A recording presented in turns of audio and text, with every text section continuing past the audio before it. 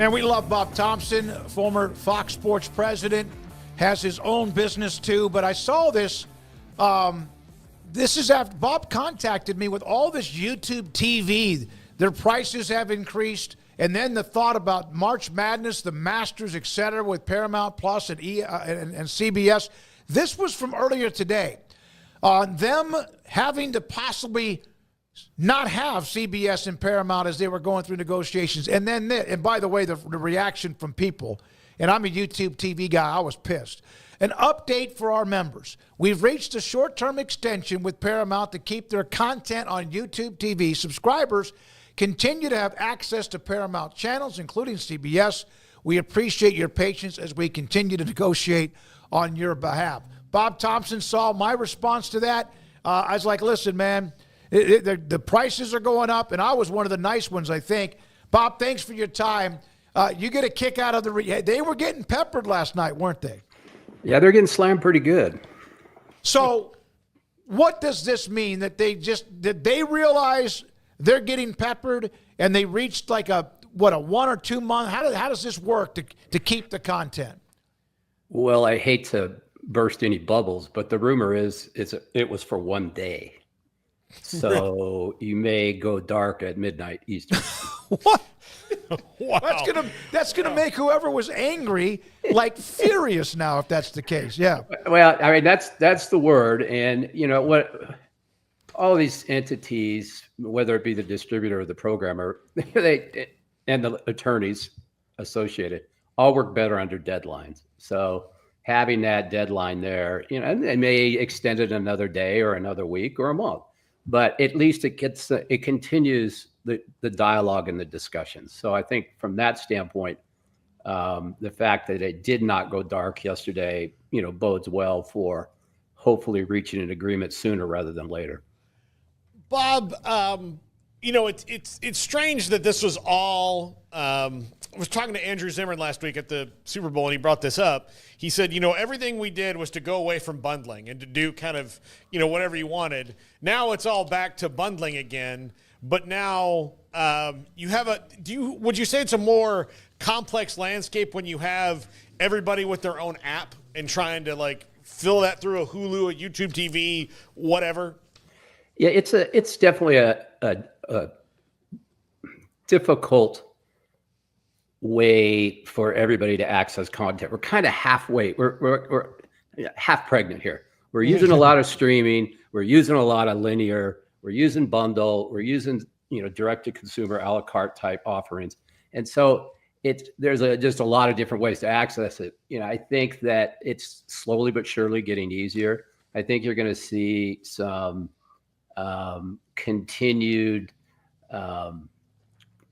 rationalization of some of these streaming services. There's going to be some mergers. There's going to be some partnerships. They can't all continue to operate at the losses that they are. So I think you're going to continue to see some skinnier bundles, and that may be what this is about. You know, CBS/Paramount has 21 different channels, and I don't know that YouTube TV necessarily wants to carry 4 different iterations of MTV.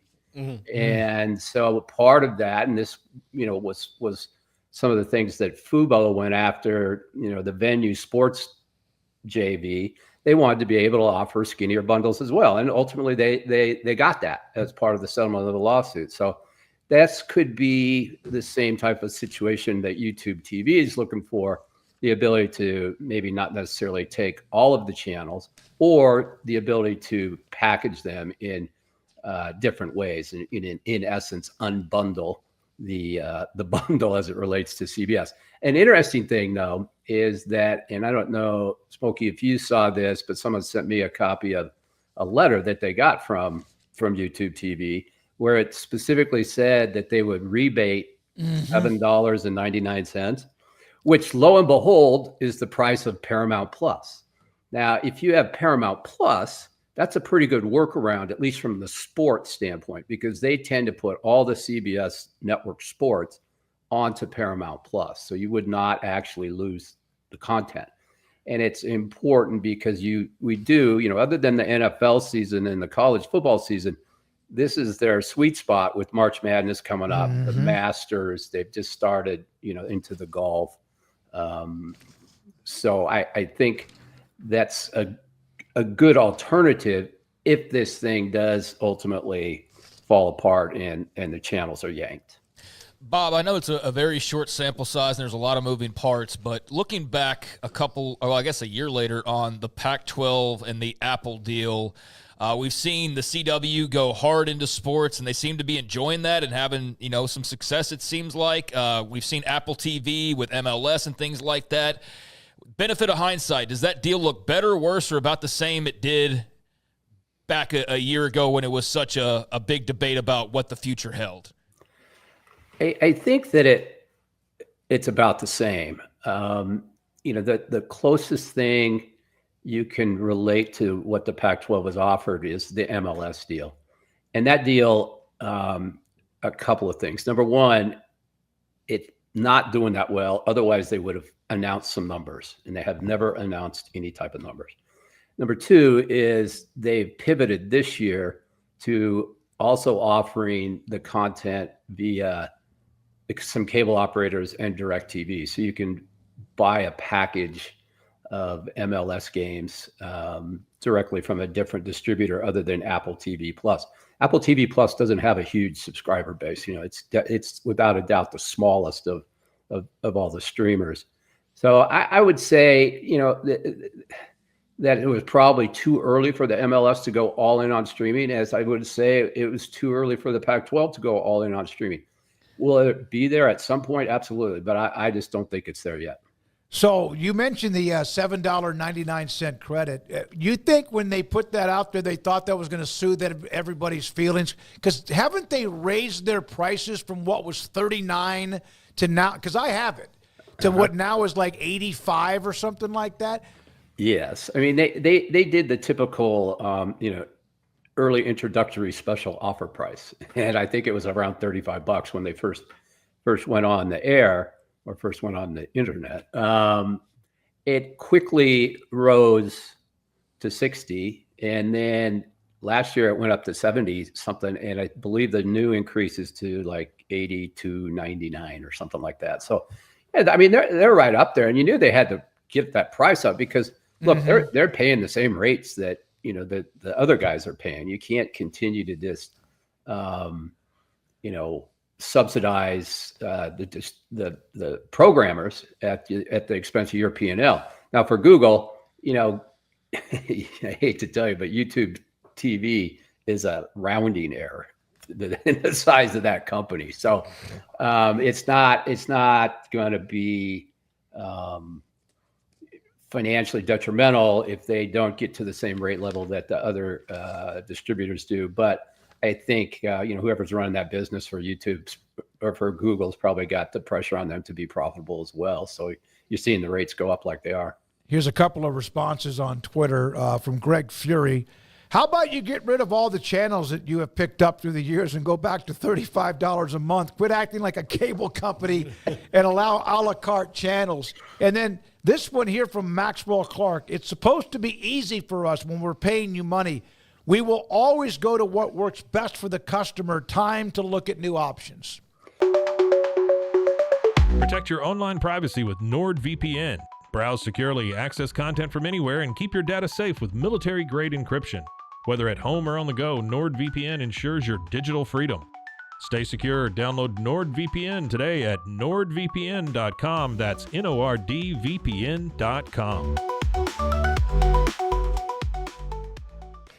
Well, that's an interesting response to that last one, because the one thing that the streaming bundlers offer versus dealing with your typical cable company, such as a Comcast or a Spectrum or whoever, is it's a lot easier to break up. With your cable guy, it would be impossible. You'd be on phone forever, and it takes, got to take the boxes in. You can drop YouTube TV and be on Fubo or Hulu Plus Live TV or Sling or DirecTV Stream in like 10 minutes. I mean, it's that easy to change. So you can go to somewhere else who has the content. But look, every place you go, there's issues. I mean, Fubo doesn't carry TNT. So when you get to March Madness, you wouldn't have the TNT channels. So, there's always give and take. You're going to gain some things, you're going to lose some things, but it is easier to move on and explore other options, as that post on X said. I think, will people do it? I don't know. I would expect that if this happens, there's going to be some special offers out there from other streaming services to try and entice subscribers to switch over to their platform. Bob, Fubo blew up the venue thing, but it seems to me now, and this is just an outsider, that that was just so that they could get involved with the big boys, because now they're with Hulu Disney, right? Can you explain how the venue died, and now that Hulu can get Fubo, that they don't need anybody else in this whole thing? Right. Well, yeah, it's the best I can make of it is, the folks at Disney corporate decided it was easier to buy them than to fight them. And so they did. And I think that, being involved in long-term litigation is very expensive. And, even nobody knew if it was going to actually even work. So this allows them to, take Fubo, combine it, with the buying power of Hulu plus live TV, so that they're a big boy in terms of purchasing content from other programmers. And it also allows them to, kind of play with it and offer smaller bundles and skinnier bundles, which, ultimately they're going to have to offer to other distributors as well, because if, Disney does it on their platform, they're going to have to offer it to others, because everybody's got an MFN out there. So I think it was an interesting move, a little bit surprising to me. I thought they would fight it a little harder. It kind of, set Fox adrift, and Fox has now kind of announced that they're going to go forward with some sort of a package, direct-to-consumer package. And, TNT, or the Warner Brothers Discovery, already has one with Max. So I think everybody's going to be covered, but they just won't be covered. They won't be in that little skinny bundle together. Bob, what did you think of the first year that they had the 12-team playoff, and how ESPN ran it, the playoff itself, and how it all played out? I thought it went very well. I think you got to look at the seeding, the reseeding. I don't think just because you're a top 4 conference, you should automatically get a top 4 seed. So I think that's I can say that after my Ducks got steamrolled by Ohio State. So I would have much rather played someone else in the first or in the second round. But I think they got to do that. I'm not over. I don't know that you have to go to 16. I think I don't have an issue with buys. I just have an issue with the reseeding. I think the ESPN, the games were great, well produced. I thought all that was fine. They've got to do something about the scheduling. You can't be going up against the NFL on those dates, that the first day. Because the NFL is going to flex their muscles, and as we saw with them scheduling, Kansas City and Pittsburgh and Baltimore, some really good teams. Absolutely. There's a way to work around it. Whether you start the season a week earlier or what, but play different days of the week. But there's no reason to have games going up against the NFL. But other than that, I thought it was a surprisingly great effort by everybody involved. It came off logistically just fine. I think there was I didn't see any denigration of the regular season ratings or anything related to the champ games are irrelevant anymore, anything like that. So I think actually, if you combine the realignment moves and some of the new matchups that were brought to TV for the first time, combined with people being in it and involved longer, given that there's 12 teams as opposed to 4, I think it led to a real high interest level for college football all season long. So, Bob, after the Super Bowl every year, we all bemoan the fact that we have to go to work the next day. And that's kind of been the conversation with the national championship games. Like, why is it on a Monday night? Like, why do we have to go back to work? But Smokey texted you here recently to ask you about that. And in this position that I'm in, I would love a Friday night game. That would be nice for me and just roll into the weekend, but there are reasons as to why that's not possible, right? I mean, is that just a dead zone for viewing? Is Monday night does it kind of have to be the night for the national championship game in your opinion? Well, I think it does, as long as there's football on NFL on Sunday. Right. So yeah, I wouldn't want to go against that. The Friday night stuff is not to get too wonky on you here, but the HUT levels, which is the number of TVs that are turned on any given day, is not great on a Friday. It's just one of the lowest nights of the week, if not the lowest night of the week. So to have the game on a Friday night is not necessarily ideal. You probably pick up a lot more viewing in bars though, but yeah. I think staying away from Friday nights is probably a good idea. I think there's some other things I'd certainly do before I schedule all in on Friday nights. I mean, Fox went to Friday nights with sports content primarily because they owned the rights already, and it was cheaper than developing some sitcom or scripted drama type show. So they went ahead and put some games there. But if you looked at what the games are, they didn't put any marquee matchup there because they know that the HUT levels are low as well. In your opinion, because you, Jim Williams, Patrick Crates became incredible guests for us during the realignment crazy from Texas OU to USC, UCLA, and everything else in between.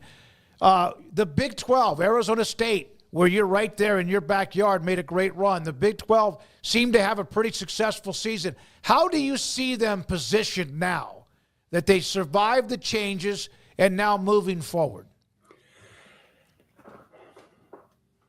That's an interesting question. I think it certainly helps that, ASU, which is probably their single largest market, it's as far as where school's located, did well. That was a great story, picked last and ended up winning the championship and then almost winning the first round playoff game. So I think that certainly helps. I think, you still have to play across the board a better level of football than they have. Mm-hmm. And I think that's one of the keys. I think, Brett's ideas as it relates to generating some private capital or private equity, whatever you want to call it. I think those are good ideas. I'm going to be interested to see how they are able to monetize that if they do go forward with that. From a basketball standpoint, the conference is clearly strong. I think they're beating up on each other a little bit, which is what's going to happen when you have a strong conference from top to bottom. So, I think they've positioned themselves real well. They're certainly, they're not at obviously the SEC or the Big Ten level, but I think them and the ACC, now that the ACC seems to be having some optics going forward as to what might happen there. I think the Big 12 is, solidly in that P4 level, and they're just going to have to continue to invest and get better across the board. I saw this note, and if you don't mind me bringing this up, ESPN will not renew their Formula One rights, right, which I think has been successful, has it not? Yes, it has. I mean, it's not a big dollar item for them. I think the thing with F1 is it's very time zone challenged. most of the races come on in the middle of the night. Even the one out of Las Vegas, it used to have an 11 p.m. start time. So I think that's an issue. Look, it's a perfect example. You can't own everything. You just can't. You can't afford it. I think also maybe that the ESPN has their eyes on some other things that they might be rat holing some money, UFC or something like that.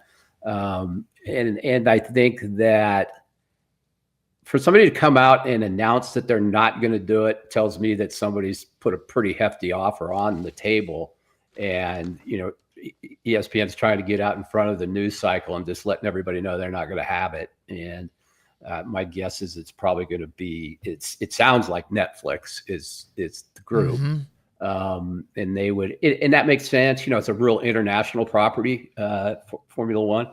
And if Netflix can buy the worldwide rights, that would be a win for them. I mean, that's a perfect type of sports property for them because of its popularity around the world. You gave us the heads up to the regional sports networks and all the drama with them, Bally Sports or Fox, whatever it was, Fox Sports Southwest. Dallas-Fort Worth, other than the NFL, which is really national, Stars, Rangers, and Mavericks are now new models of how you can find them, and it can be frustrating for the fans, right? To where are they? You called this, didn't you, quite some time ago? Well, it was really their only choice. So I think that Dallas and Phoenix are probably the most unusual in that the RSNs went away. I mean, we don't have one here in Phoenix anymore, and the one in Dallas is just kind of getting going. I guess the Rangers are kind of putting something together. I don't know what kind of distribution, if any, that they've reached an agreement with, but everybody else is either on some sort of a streaming app or on some package of games on over-the-air television. It's, from a financial standpoint, I can guarantee you the teams aren't doing as well. More people may be able to watch the games, and they might be selling more advertising, but their revenues are down because they're not getting, 20, 30, $70 million, in the case of some of the baseball teams, that they were getting from the the former Fox RSNs. I guess they're called FanDuel now, and that's going to take some years to recover from. And I think you'll see certain teams will react differently. Some will go all in and try and recreate the wheel. Others will just go streaming. Others, again, will try and do whatever they can with a over-the-air carrier. But that doesn't work in all markets. In many markets, there's just not enough stations. Yeah, the Rangers are going to Victory Plus for their streaming, and they have 15 games on Nexstar Media Group, I guess out of the Dallas and Fort Worth area, that might be broadcasting some of their games. I mean this when I say it, but when you became a part of our show, thank God one day when I was watching my Twitter feed, I saw some of what you started to discuss with your opinion and your experience. I hate not having you on more often. I'm glad you reached back out to us.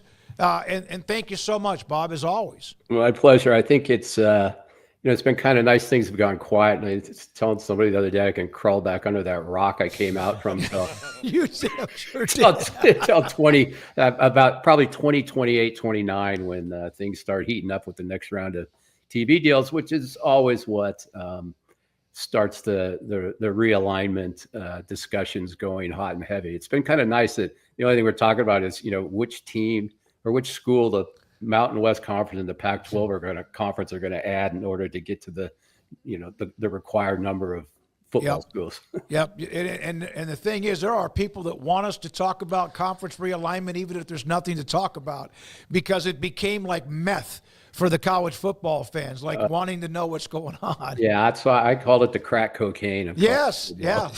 Yeah. Thank you, buddy. Hey, good to see you. Hit them straight next time you're on the course. I know you will. All right, guys. Take care. Thank you. Golly, Bob Thompson, great stuff. Former Fox Sports executive and president.